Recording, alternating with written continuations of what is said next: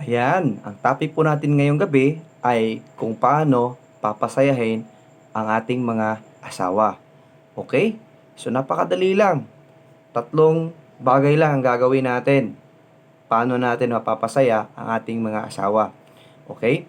So sisimulan na natin para hindi na tayo magtatagal.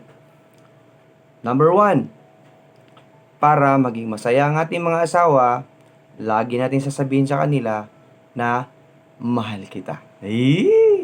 Na I love you. Oh, di ba? So, huwag kakalimutan. So, laging sasabihin natin sa ating mga partners na mahal natin sila.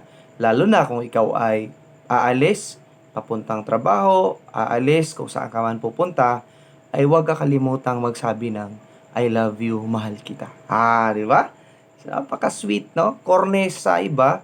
Ang iba naman ay hindi showy, pero kailangan nating i-practice yung mga ganong bagay na pahalagahan po natin yung pagsasabi ng I love you sa ating mga asawa para naman kahit paano ay maging masaya sila.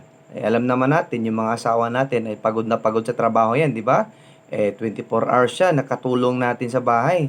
O katulong kasi lahat ginagawa nila, 'di ba? Mga anak, bahay, linis dito, luto dito, ganyan. So, kahit simpleng pagsabi lang ng I love you, mahal kita, mahal na mahal kita, ay lahat ng pagod ng mga asawa natin ay mapapawi yan dahil sa ating sinasabing I love you or mahal kita. 'Di ba? So, bahala ka na kung anong tawagan nyo.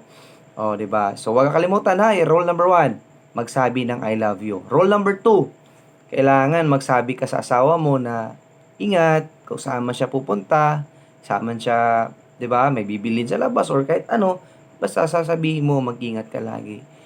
Ingat kasi baka may ano diyan, baka may lalaki sa labas. Hindi naman, 'di ba?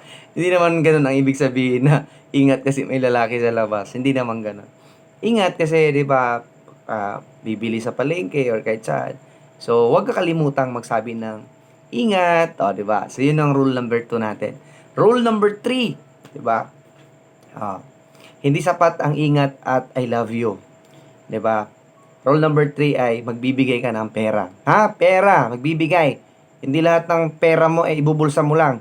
Baka sabihin mo, ako naman nagbanat ng buto nito, akin to. Hindi po. Mas maganda po na yung asawa natin ang mag-handle ng pera natin.